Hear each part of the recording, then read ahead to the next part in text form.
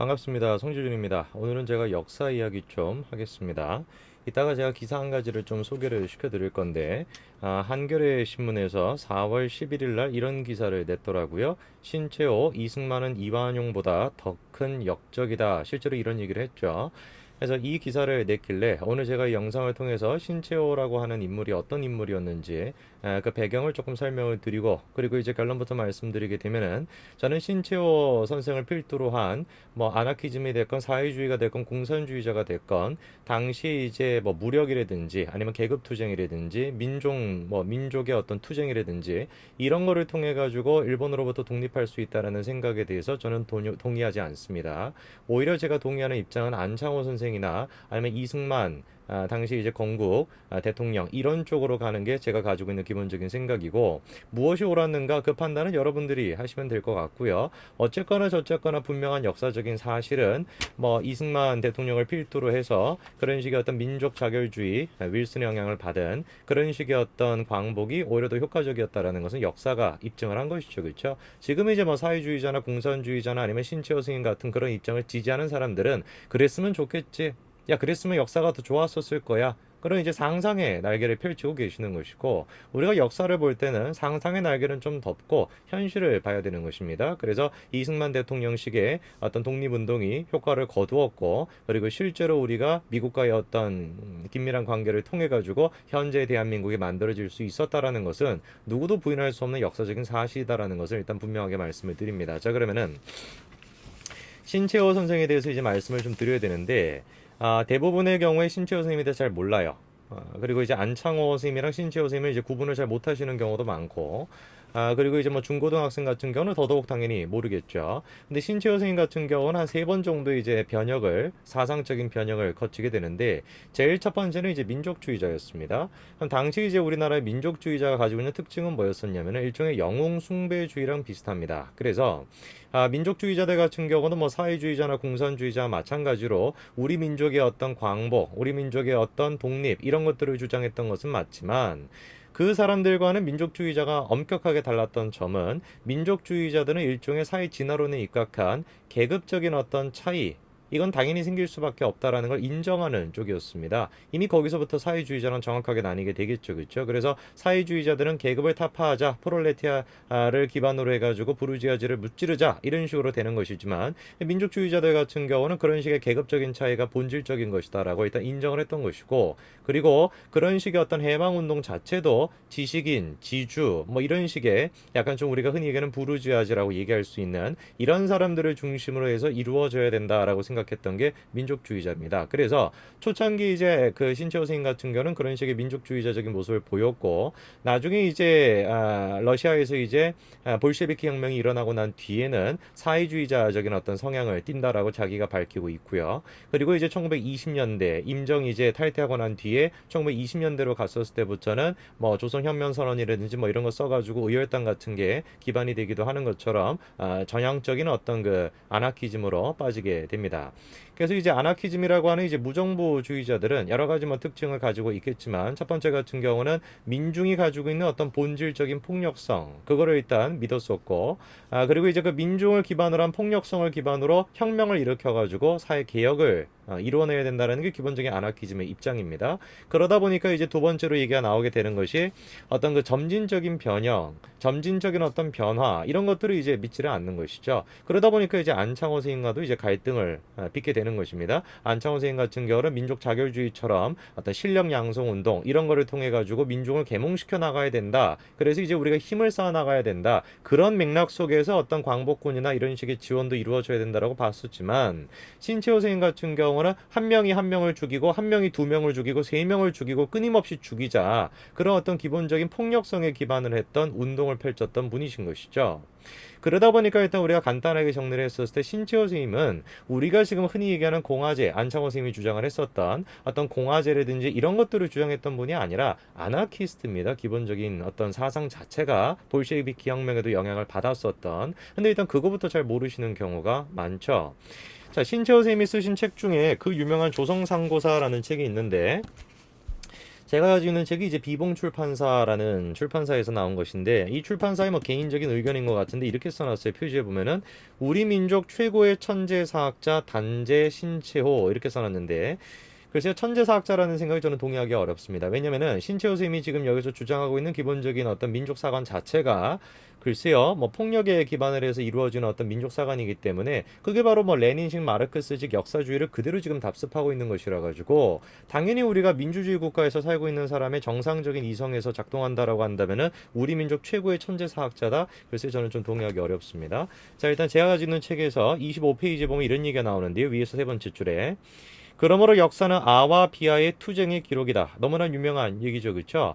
신채호 선생님이 쓰고 있는 아라는 말은 여기서는 이제 나라고 번역을 하고 있고 비아라는 것은 나 아닌 나의 상대 이렇게 이제 번역을 하고 있습니다. 그래서 아와 비아 요까지만을 우리가 얘기하게 되면 해겔식 변증법과 유사하죠, 그렇죠?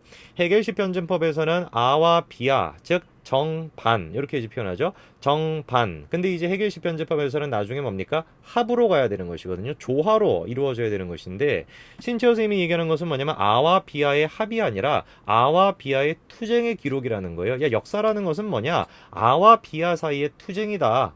이게 기본적으로 싸움.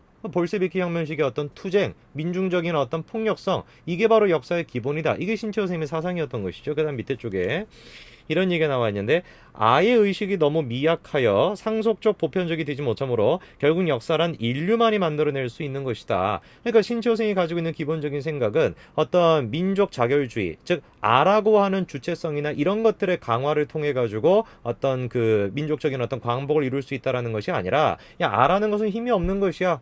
역사라는 것은 있잖아. 인류라는 것을 통해서 사회라는 걸 통해서 민족 속에서 이루어질 수 있는 것이야. 전형적인 별세비키적인 마인드죠. 그 다음 사회를 떠나서 개인적인 아와 비아의 투쟁도 없지 않으나 그러나 아의 범위가 너무 약소하고 또 상속적 보편적이 되지 못하므로 인류로서도 사회적 행동인 경우에만 역사가 되는 것이다. 사회주의적인 모습이 정확하게 나타나는 부분들입니다.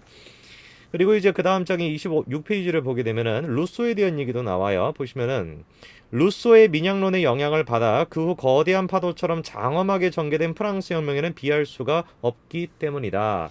루소 자체도 이미 사회주의자잖아요, 그렇죠? 자연인이라고 하는 모든 사람들이 순수하게 아름다운 사회가 있었어. 그런 식의 어떤 자연인이 있기 때문에 현대의 어떤 사회라는 건 타락하고 타락한 존재야. 그래서 우리가 역사적인 관점을 통해 가지고 사회적인 관점을 통해 가지고 모두가 다 자연인 상태로 돌아가자. 어떻게 그게 가능하냐? 인간은 있잖아. 인간 자신만의 의지를 갖고 있는 것이 아니라 일반 의지를 갖고 있기 때문에 모두가 그 일반 의지를 합쳐가지고 개인은 사라지고 지금 이제 신채호 선생님으로 표현하자라고 한다면 인류가 돼가지고 우리가 자연인 상태로 되돌아가야 된다. 그게 일단 기본적인 루소의 사회주의적인 마인드 아닙니까? 신채호 선생님도 그대로 루소에 대해서 답습하고 있는 것이죠. 그래서 빼도 박도 못하게 신채호 선생님은 민주주의자라고 우리가 얘기할 수가 없습니다. 신채호 선생님은 정확하게 국가라는 것 자체에 대해서 거절했던 것이고 아나키즘을 주장했던 것이고 폭력성을 통해 가지고 민중적인 어떤 혁명과 반란 이거를 주장했던 분이 신채호 선생님이죠. 자, 그럼 제가 이제 신채호 선생님에 대해서 말씀을 쭉 드렸는데 한겨레 신문에 대해서 이제 좀 우리가 살펴보겠습니다. 자, 한겨레 신문은 이렇게 시작합니다. 한겨레와 함께 김인현 1919년으로 시간여행을 떠날 준비 되셨습니까? 글쎄요, 한겨레와 시간여행을 떠나면은 사회주의자가 되지 않을까 싶은데 걱정입니다. 근데 어때 한번 떠나보시죠. 자, 떠나봤더니 뭐 이런 얘기가 나와요. 보시면은 사실상의 식민 지배인 위임 통치를 미국 대통령 윌슨에게 청원한 이승만 박사를 임시정부의 수반으로 앉힐 수 없다는 거센 비판이 제기된 것이다. 일단 지금 한겨레에서는 사실상의 식민 지배인 위임 통치라고 위임 통치에 대해 가지고 식민 지배다 이런 식으로 이제 평가하고 있는데 저는 전혀 일말도 동의할 수가 없고 기사를 우리가 드시고 뭐 사설인가요? 사설도 아니 기사거든요. 근데 기사를 뭐 이따 써도 되나 싶기도 한데 일단 정확한 것은 뭐였냐면은 이승만 박사가 이제 윌슨에게 위임 통치를 이제 부탁을 했었을 때 전제 조건이 있었죠. 그건 뭐였냐? 조선의 완전한 독립을 보장해 달라. 이게 분명히 전제 조건이 있었습니다. 그럼에도 불구하고 무슨 생각을 가지고 도대체 이제 한겨레는 사실상의 식민 지배라고 표현하는지는 모르겠어요. 이승만 박사는 당시에 이제 판단했었을 때 도저히 우리나라가 지금 여기 밑에서 나옵니다만 예전에 제가 영상에서 말씀드렸죠. 박용만이랑 같이 이제 막 하와이에서 이제 그런 운동을 했었을 때 박용만 박용만식의 어떤 그 신치호랑 이제 일가견이 있는 것이죠. 박용만이나 신치호식의 그런 식의 무력투쟁 같은 경우는 뭐 민중이 막 봉기를 해가지고 어떻게 우리가 일본을 이기냐, 일본과 우리가 싸워가지고 이길 수 있는 상대가 아니다, 정확하게 현실 인식을 하고 있었던 것이죠. 그렇기 때문에 이승만 박사가 당시에 판단했던 것은 우리만의 힘을 가지고는 병종놀이밖에 안 되는 것이니까, 이승만 박사의 평가입니다. 우리만의 힘을 가지고는 이거 병종놀이밖에 안 되니까 미국의 힘을 통해 가지고 우리가 일본을 무찔러야 된다. 그래서 이승만 박사가 실제로 광복군 활동에 대해서도 지원을 많이 했죠, 그렇죠? 그런 역사적인 맥락을 우리가 생각을 해야 되는 것인데, 우리나라를 조금 위인 통치를 해주세요. 다만 전제 조건은 뭐다? 시간이 지나고 난 다음에 조선의 완전한 독립을 보장을 해달라. 이 얘기가 사실인 것인데 한겨레는 지금 뭐라고 표현하고 있는 겁니까? 사실상의 식민 지배다. 무슨 생각이에요, 도대체? 그다음, 이승만은 이완용보다 더 큰 역적이다. 이완용은 있는 나라를 팔아먹었지만 이승만은 아직 나라를 찾기도 전에 팔아먹은 놈. 이게 이제 신치호 당시 선생의 이승만 박사에 대한 평가인데, 저는 이거에 대해서 전혀 동의할 수가 없습니다. 신채호 선생님이 이승만 박사에 대해서 뭐라고 평가했냐? 아직 나라를 찾기도 전에 팔아먹은 놈이다라고 했는데, 그러니까 한겨레식의 인식을 정확하게 가지고 있는 것이죠. 한겨레가 아까 뭐라고 했습니까? 사실상의 식민지배다라고 평가했던 것이 이 지금 신채호 선생님과 이 지금 같은 관점을 가지고 있는 것인데, 바꿔서 얘기한다라고 한다면 한겨레 신문이 지금 가지고 있는 역사적인 관점은 아나키즘이라고 우리가 평가할 수 있는 것입니다. 정확한 얘기죠, 그렇죠? 논리적으로 신채호 선생님이 주장했던 것은 뭐냐? 있지도 않은 나라를 팔아먹었다. 왜? 근거는 뭐였습니까? 이승만 박사가 윌슨한테 나라에 대한 위인 통치를 맡겼다. 우리가 힘을 갖기 전까지는 미국과 손을 잡아야 된다라는 이런 외교적인 어떤 안목에 대해 가지고 이거를 있지도 않은 나라를 팔아먹은 놈이다라고 평가를 했다라고 한다면, 당시에 신채호 선생이 가지고 있던 인식이 뭡니까? 아나키즘이 아까 제가 계속 말씀을 드렸던. 근데 그 역사적인 사관 자체를 지금 한겨레 신문이 그대로 답습하고 있다라고 한다면은 한겨레도 마찬가지로 아나키즘이라고 해야 되는 거 아닙니까? 똑같이 한겨레가 지금 가지고 있는 역사사관이 정확하게 지금 아나키즘적인 마인드를 지금 가지고 있다라는 것이죠. 정확하고 분명한 사실은 당시 이제 우리가 1919년도 뭐 그 지금 당시를 생각을 해봤을 때 여러 가지의 어떤 그 독립을 투쟁했던 이제 단체들이 있었던 거 아닙니까? 임시정부라고 이제 부를 만한 것들은 한 세 가지 정도밖에 없었던 것인데, 여러 가지 수십 개가 있었지만 그 수십 개 중에서 이승만 박사의 이름을 빼고 난 다음에 온전할 수 있는 단체가 몇 개나 있었습니까? 저는 한겨레한테 질문해보고 싶어요. 그리고 상하이 임정뿐만 아니라 임시정부의 이제 총리를 이승만 대통령이 맡겼을 때 어떻게 맡겼습니까?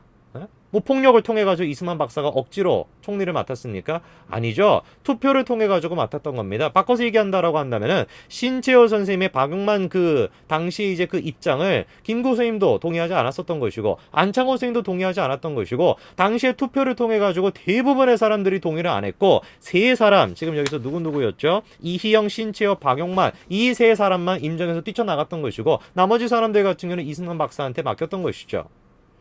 물론 그 이후에 시간이 지나고 난 뒤에 이승만 박사에 대한 그 여러 가지 얘기도 우리가 해야 되겠습니다만, 정확한 사실은 당시에 민족주의자 같은 경우는, 민족주의자들 같은 경우는 어떻게 했습니까? 신간회 같은 경우 만들 때 같은 경우는 공산주의자랑 민족주의가 힘을 합치지도 않았습니까? 그래서 당시에 같은 경우는 막 공산주의자가 뭐 뭔지, 민족주의자가 뭔지 뭐 이런 거에 대한 구분도 정확하게 안 돼 있었기 때문에 분열될 수밖에 없는 기본적인 수순이었죠. 생각을 해보세요. 민족주의자는 공산주의자랑 어떻게 손을 맺겠습니까? 안차호 선생님 같은 경우는 신민회를 만들었다라고 할지라도 당시 이제 공산주의랑 민족주의가 힘을 합쳐가지고 신민회가 아니라 신간회를 만들었었는데 어떻게 둘이 힘을 합칠 수가 있어요? 노선 자체가 기본적으로 다른 것인데. 그러니까 이제 그런 식으로 우리가 어떤 그 임시정부라는 게 구성이 돼 있다 보니까 마구잡이로 그냥 섞여 있었던 것이죠. 사회주의건 공산주의가 필요 없다. 일단 우리가 일본으로부터 독립해야 되니까 다 하나로 뭉쳐라. 이렇게 돼 있었지만 나중에 가지고 결국엔 다 분열될 수밖에 없었던 것이죠. 이승만 대통령도 마찬가지였던 것입니다. 의견이 맞을 수가 없는 것이죠. 이승만식의 어떤 그런 민족 자결주의 어떤 방식에 대해 가지고. 오늘 제가 신채호 선생님에 대해서 쭉 말씀을 드렸고, 그리고 신채호 선생님은 정확하게 아나키스트였다라고 제가 말씀을 드렸는데, 그 아나키스트 입장을 가졌던 역사는 아와 비의 투쟁이다라고 했었던 그 마인드를 한겨레가 지금 답습하고 있다라고 한다면은 우리가 한겨레 신문을 볼 이유가 있겠습니까? 대한민국 자유민주주의 국가에서 한겨레 신문을 볼 필요가 있겠습니까? 저 따위 지금 우리가 쓰레기 기사라고 표현하기는 조금 죄송하지만 뭐 에둘러서 제가 표현했습니다만 저런 식의 기사를 이제 마구잡이로 쏟아내고 있다라고 한다면은 신채호 선생님의 어떤 띄우고 신채호 선생님에 대해 가지고 인용을 해가지고 이승만 박사에 대해 가지고 이한용보다 더 심한 역적이다 이런 식으로 표현하고 있다라고 한다면은 신채호 선생님의 역사사관을 한겨레도 그대로 답습하고 있다라고 생각해야 되는 거 아니겠습니까? 저는 그런 식의 평가에 전혀 동의할 수 없고 오늘 영상을 통해서 여러분들도 신채호 선생님에 대해서 어떤 사람이었는지 정확하게 아셨기를 바랍니다. 오늘 여기까지 말씀드립니다. 감사합니다.